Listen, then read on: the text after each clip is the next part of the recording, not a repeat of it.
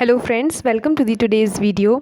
आज के इस वीडियो में हम अपने न्यू टॉपिक सिंटैक्स को पढ़ेंगे। साथ ही साथ सिंटैक्स के साथ हम सीमेंटिक्स भी पढ़ेंगे और इसके बाद हम पढ़ने वाले हैं most important topic BICS and CALP, जिससे क्वेश्चन आपका कभी छूट ही नहीं सकता। आपको इन टॉपिक्स को बहुत अच्छे से करना है और साथ ही साथ जितनी भी मैंने वीडियोस कवर कराई हैं, जितने भी लेक्चर्स अभी तक हो चुके हैं इंग्लिश पेडागोजी के, उन सभी को आप ज़रूर कवर कर लीजिएगा। लिंक डिस्क्रिप्शन में दी गई है। और इन नोट्स को लेने के लिए भी आप इन नोट्स को अगर परचेज़ करना चाहते हैं तो कंप्लीट नोट्स आप परचेज़ कर सकते हैं। डिटेल्स जो है वो डिस्क्रिप्शन बॉक्स में दी गई हैं। तो चलिए आज की क्लास को स्टार्ट कर लेते हैं। What is syntax? तो सिंटैक्स क्या है? अगर हम अपनी सीधी सादी भाषा में समझने की कोशिश करें तो मैं आपको बताती हूँ। जैसे कि हम लोग क्या करते हैं, हम लोग ड्रेस पहनते हैं, ठीक है। हम लोग कोई भी यूनिफॉर्म पहन रहे हैं, मान लीजिए हमने टी शर्ट पहनी, टी शर्ट एंड पैंट पहने हुए हैं, ठीक है। इसके साथ ही साथ ये हमारा क्या है, ये हमारी ड्रेस है, ओके। तो ये हमारा एक आउटर अपीयरेंस है, ओके। तो ये जो है वो बाहर से दिखाई दे रहा है। अब मान लीजिए किसी मेल ने अगर टी शर्ट की जगह यहाँ पर या मान लीजिए पैंट की जगह यहाँ पर स्कर्ट पहन लिया या कुछ अलग पहन लिया जो उसके पहनावे से थोड़ा अलग है, ठीक है। आप समझ रहे हैं मेरी बात, मैं क्या कहना चाह रही हूँ। मान लीजिए कोई मेल है और वो क्या करते हैं, वो पैंट की जगह कोई मान लीजिए स्कर्ट पहन लेते हैं या कोई फीमेल का कोई ड्रेस ऐसा पहन लेते हैं। मतलब आप मान लीजिए, मैं आपको समझाने की कोशिश कर रही हूँ। तो क्या हो जाता है, वो चीज़ आपको रॉन्ग लगती है। कैसे? बाहरी अपीयरेंस से, ठीक। वैसे ही सिंटेक्स में, ग्रामर में क्या होता है, जब आपका स्ट्रक्चरिंग सेम नहीं होगी। मान लीजिए कि स्ट्रक्चर्स कैसे बनाए जाते हैं ग्रामर में, जो आपका पूरा सेंटेंस है वो कैसे मिलकर बना होता है। उसमें एक सब्जेक्ट होता है, एक वर्ब होती है और एक ऑब्जेक्ट होता है, ठीक है। यानी कि सब्जेक्ट, वर्ब और ऑब्जेक्ट से मिलकर बनता है आपका एक सेंटेंस। अब मानो कि मैं क्या करती हूँ, इस स्ट्रक्चर को ही चेंज कर देती हूँ, तो क्या हो जाएगा, तो आपका ये स्ट्रक्चर चेंज हो जाएगा, स्ट्रक्चर गलत हो जाएगा। समझ में आ रहा है आपको? तो सिंटेक्स क्या होता है? अब इस बात को मैंने क्यों समझाया, ये मैं क्यों बोल रही हूँ, मैं इसलिए बता रही हूँ क्योंकि जब पेपर में आए तो आप कंफ्यूज मत हो जाओ कि सिंटेक्स और सीमेंटिक्स में डिफरेंस क्या है। तो सिंटेक्स आप इस एग्जाम्पल से याद रखिएगा कि सिंटेक्स आपके एक आउटर अपीयरेंस को दिखाता है, आउटर स्ट्रक्चर की बात करता है। अब हम इसकी मीनिंग पढ़ते हैं। The system of rules for the structure of a sentence in a language. तो ये एक स्ट्रक्चर को बता रहा है, अगर स्ट्रक्चर सही है या नहीं है उसमें, किसमें, सेंटेंस में। Subject plus verb plus object इस पैटर्न को फॉलो कर रहा है तो ठीक है भैया, कोई दिक्कत नहीं है।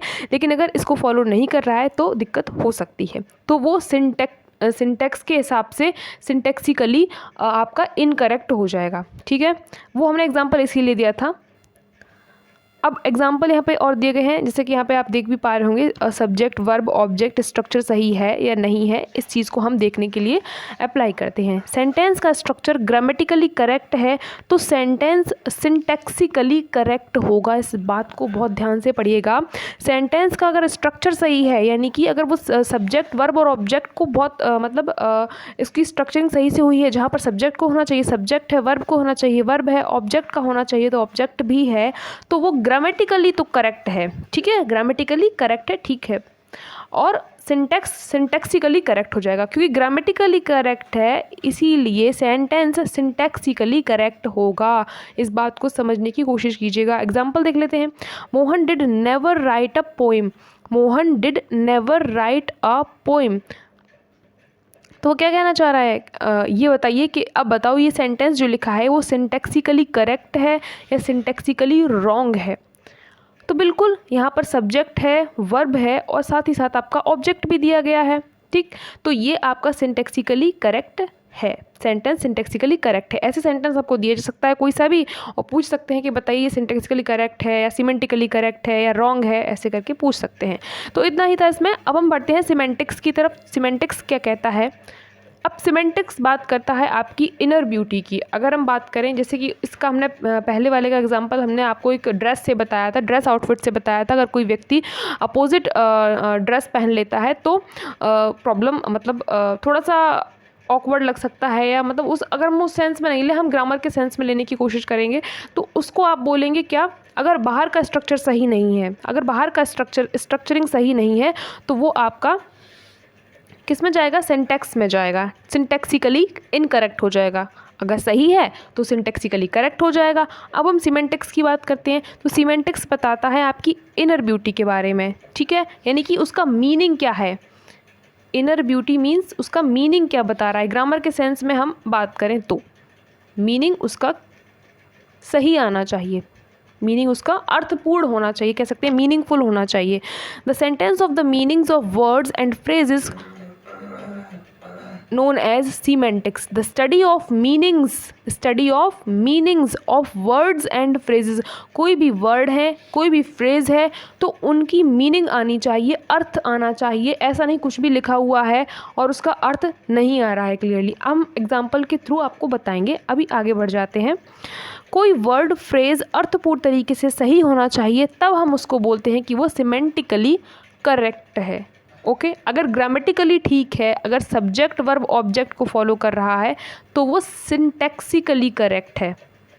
आई होप आपको अब समझ में आ गया होगा और कभी कन्फ्यूज़न नहीं होगी। तो वो कैसा है, सिंटैक्सिकली करेक्ट है। बट अगर उसका उस वर्ड और फ्रेज जो भी वहाँ यूज़ हो रहा है उसका मीनिंग एकदम क्लियर आ रहा है तो वो सीमेंटिकली करेक्ट है। ठीक। My uncle has expired, my uncle has expired एक आपको एग्जाम्पल दिया गया। अब आपको बताना है सिंटैक्सिकली करेक्ट है, सीमेंटिकली करेक्ट है, सिंटैक्सिकली रॉन्ग है या सीमेंटिकली रॉन्ग है। ध्यान से पढ़िए। एक्सपायर्ड, तो एक्सपायर्ड तो दवा होती हैं, जो चीज़ मैन्युफैक्चर की गई है उसकी एक्सपायरी डेट होती है। ठीक है, तो यहाँ पर क्या किया गया है, यहाँ पर या तो डाइड लिखा होना चाहिए था या पास अवे लिखा होना चाहिए था। तो ये एक्सपायर्ड ठीक नहीं है। तो हम क्या कह सकते हैं कि यहाँ पर स्ट्रक्चर तो पूरा फॉलो हो रहा है, आप देख पा रहे होंगे। यहाँ पर सब्जेक्ट भी है, वर्ब भी है और ऑब्जेक्ट भी है। ठीक है, सब्जेक्ट वर्ब और आपका ऑब्जेक्ट सब कुछ दिया गया है। मतलब ऑब्जेक्ट क्या, यहाँ पर तो एक्सपायर्ड लिखा है तो यहाँ पर सब्जेक्ट वर्ब इसको ये फॉलो कर रहा है। ठीक है, तो यहाँ पर क्या होगा, ये सिंटैक्सिकली करेक्ट होगा, सीमेंटिकली करेक्ट होगा या सिंटैक्सिकली रॉन्ग होगा।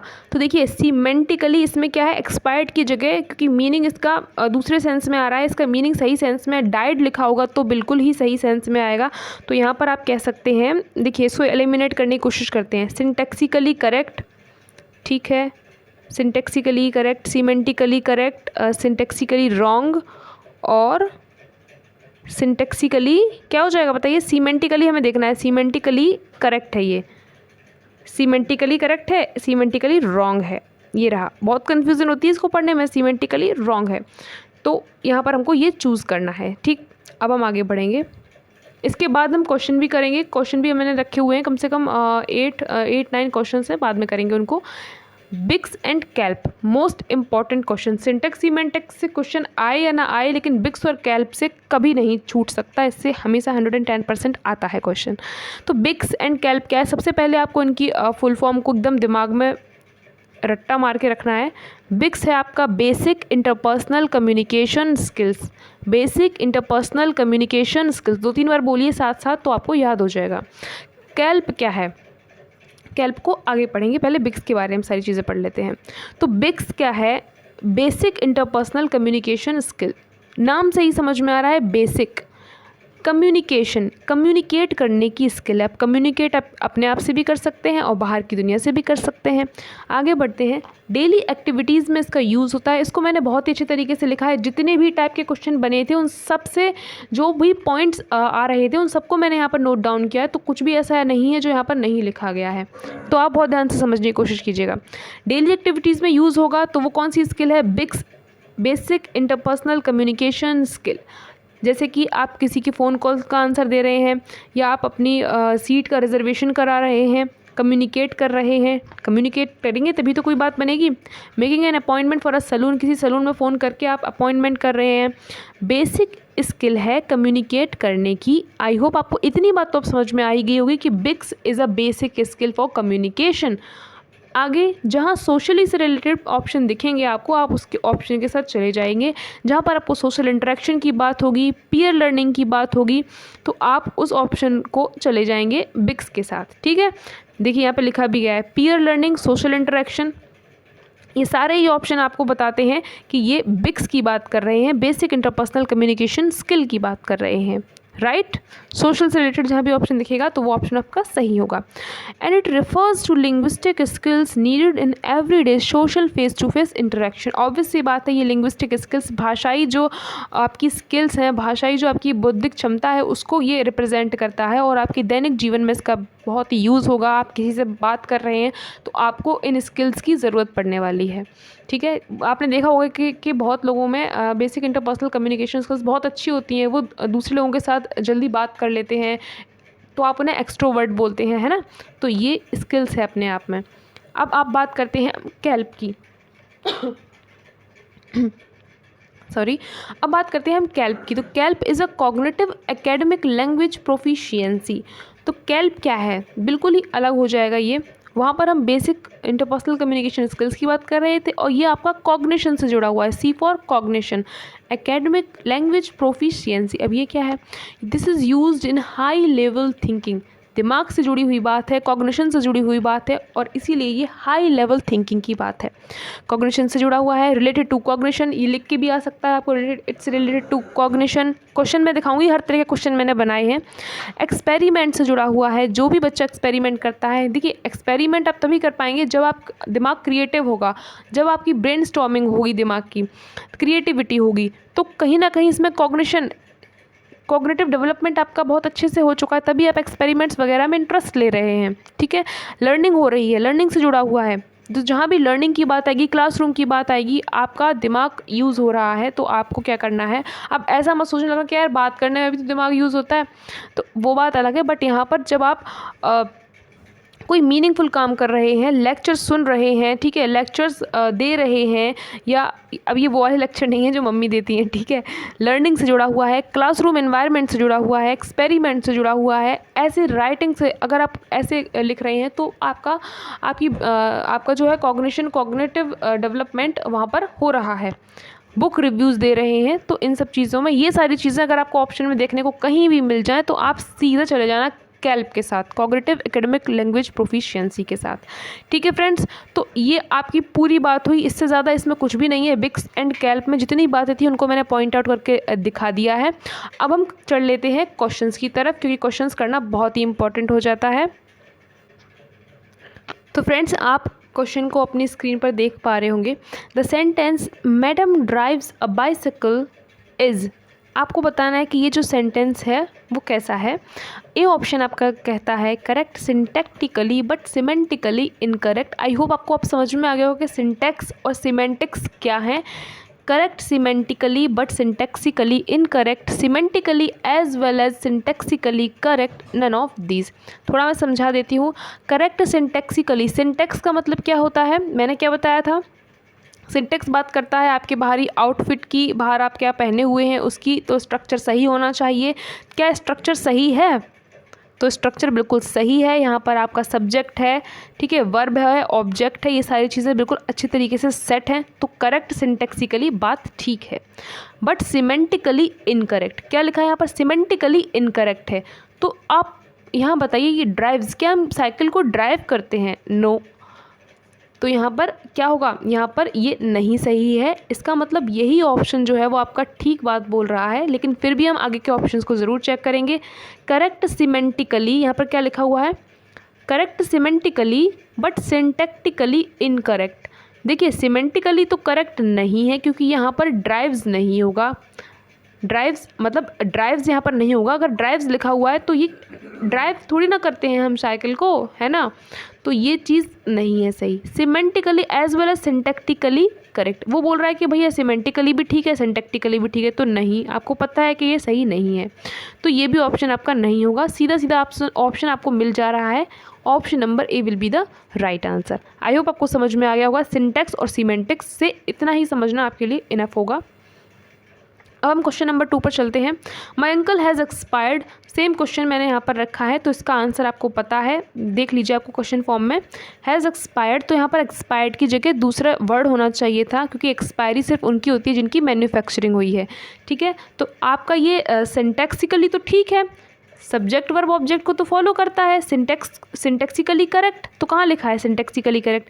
Correct syntactically but semantically incorrect है भैया। तो ये बात बिल्कुल सही बोल रहे हैं, हम इनके साथ जा सकते हैं। अब यहाँ क्या लिखा है? Correct semantically but syntactically incorrect.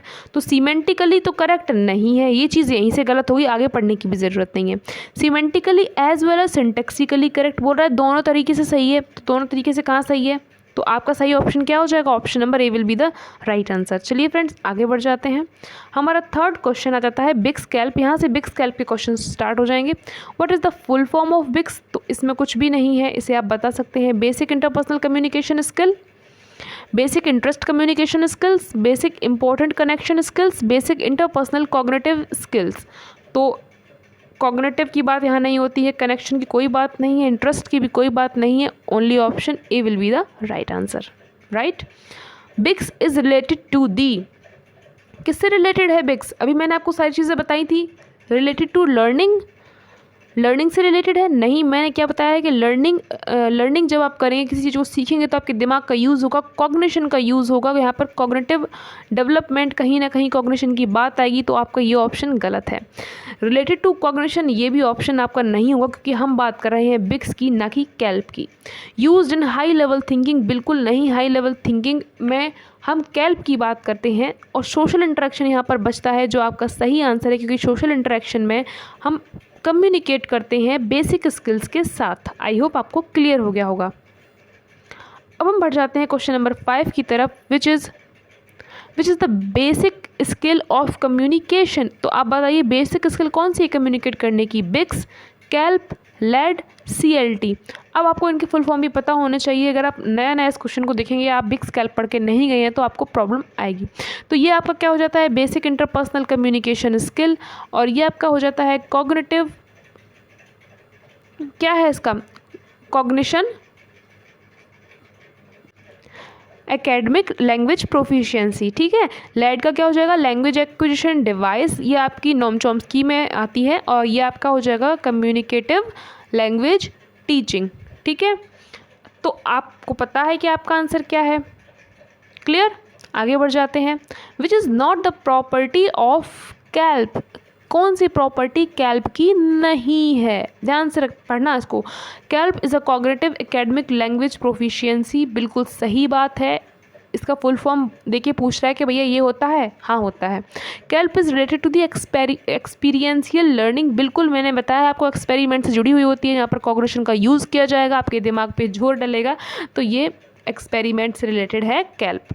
Kelp is used in high level thinking, बिल्कुल ही भैया ये उच्च स्तरीय दिमाग का इसमें यूज़ किया जाएगा, क्योंकि कॉग्निशन जितना अच्छा होगा उतना ही आप ऊंचा सोच पाएंगे, उतनी ही क्रिएटिविटी दिखा पाएंगे, उतनी ही अच्छी आपकी दिमाग की ब्रेन स्टॉर्मिंग हुई होगी। CALP first to the linguistic skills needed in everyday social face to face interaction, बिल्कुल नहीं, ऐसी बात नहीं है। फेस टू फेस इंटरेक्शन में हम बिक्स का यूज़ करते हैं, ना कि कैल्प का। तो वो हमसे पूछ रहा है कि कौन सा ऑप्शन नहीं है, कौन सी प्रॉपर्टी कैल्प की नहीं है। तो इसका सही ऑप्शन आपका डी हो जाएगा। डी ऑप्शन गलत है, इसीलिए सही है। आई होप आप मेरी बात को समझ पा रहे होंगे। अब इसी तरह का क्वेश्चन पूछा जाता है, नहीं वाले क्वेश्चन ज़्यादा पूछे जाते हैं, क्योंकि पेपर अब थोड़ा सा ट्रिकी हो गया है। What is the full form of kelp? तो इसका फुल फॉर्म आप सभी को पता है, cognitive academic language proficiency class assessment communication activity. Communication की तो कहीं बात ही नहीं आएगी कैल्प में। कॉग्निटिव एकेडमी कोई नहीं चल रही है यहाँ पर, ठीक है, कोई भी किसी भी एकेडमी का यहाँ पर जिक्र नहीं हुआ है। तो आपका सीधा सीधा ऑप्शन नंबर ए हो जाएगा सही जवाब। क्वेश्चन नंबर 8 की तरफ बढ़ते हैं, जो बहुत ही प्यारा क्वेश्चन है। इसको मैंने बनाया है, बहुत ही अच्छे तरीके से आपको करना है, और इसका आंसर आप मुझे बताएंगे कमेंट बॉक्स में। और 24 आवर्स के बाद मैं इसका आंसर खुद ही पिन कर दूंगी, तब तक आप ट्राई कीजिए। थोड़ा इसको पढ़ लेते हैं, समझा देती हूँ, जिससे आपको थोड़ी हिंट मिल जाए। Which is not a characteristic of the basic interpersonal communication skills. वो पूछ रहा है कौन सी एक बिक्स की जो कैरेक्टरिस्टिक है, प्रॉपर्टी नहीं है। BICS refers to linguistic skills needed in everyday. तो बिक्स आपकी दैनिक जीवन में यूज़ किया जाता है लिंग्विस्टिक स्किल्स में। सही है गलत है? आपको गलत चूज़ करना है, नॉट लिखा है। BICS refers to the peer learning and social interaction. तो पीयर लर्निंग को बताता है, सोशल इंटरेक्शन को बताता है। सी बोल रहा है these are the basic skills used in our daily life communication like answering calls, making reservation, making appointment for salon etcetera. And D बता रहा है BICS focuses on the learning based on cognition and use in essay writing and other activities. दोस्तों इसका answer आप मुझे बताएंगे। बहुत ही easy question है, बड़ा लग रहा है देखने में, बट जब मैंने पढ़ दिया है तो आप भी जब पढ़ेंगे तो आपको भी बहुत ईजी लगेगा। अगर आपको क्लास पसंद आई है तो प्लीज़ इसे शेयर ज़रूर कीजिए अपने दोस्तों के साथ। और जो पिछले वाले वीडियो अगर आपने नहीं देखे हैं तो उन क्लासेस को भी ज़रूर देख लीजिए। वीडियो को लाइक कर दीजिए, चैनल को सब्सक्राइब कर लीजिए, क्योंकि अगली वीडियो नेक्स्ट जल्दी ही आ जाएगी।